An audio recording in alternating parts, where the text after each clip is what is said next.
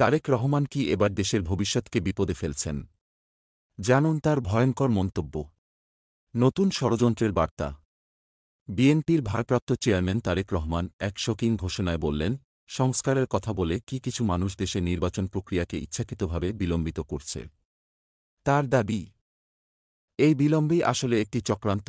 বিএনপির নেতা বুধবার ৫ ফেব্রুয়ারি ফেনীর সোনাগাজী থেকে এক বিশাল সমাবেশে ভার্চুয়ালি যুক্ত হয়ে দেশবাসীকে সতর্ক করে দিলেন। তিনি আরও বলেন, দেশের গণতন্ত্র প্রতিষ্ঠা না হওয়া পর্যন্ত আন্দোলন থামবে না। এই আন্দোলনে জনগণের সরকার প্রতিষ্ঠার জন্য অন্তর্বর্তী সরকারকে সহায়তা করতে হবে।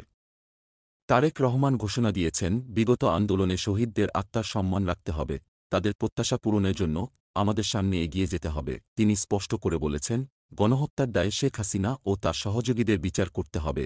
এছাড়া তিনি দলীয় নেতাকর্মীদের সতর্ক করে দিয়ে বলেন, বিভ্রান্তি থেকে দূরে থাকতে হবে, সতর্ক থাকতে হবে।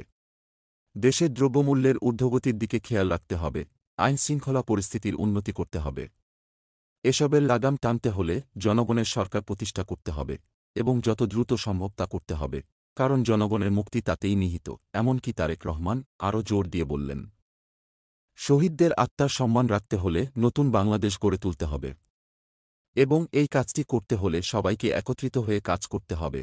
এছাড়া তিনি বললেন, বিএনপি বিশ্বাস করত স্বৈরাচারের বিদায় হবেই এবং ২.৫ বছর আগেই রাষ্ট্র কাঠামো সংস্কারের জন্য পরিকল্পনা দেওয়া হয়েছিল, এমনকি ফেনীর সোনাগাজী এলাকায় ৯ বছর আগে ক্রসফায়ারের শিকার যুবদল নেতা মাসুদের পরিবারকে ঘর উপহার দিয়ে তিনি আবারও প্রমাণ দিলেন, তার কর্মীরা প্রতিবাদ ও সহযোগিতা নিয়ে এগিয়ে যাচ্ছে। কি ঘটতে যাচ্ছে এই সব ঘটনার পর?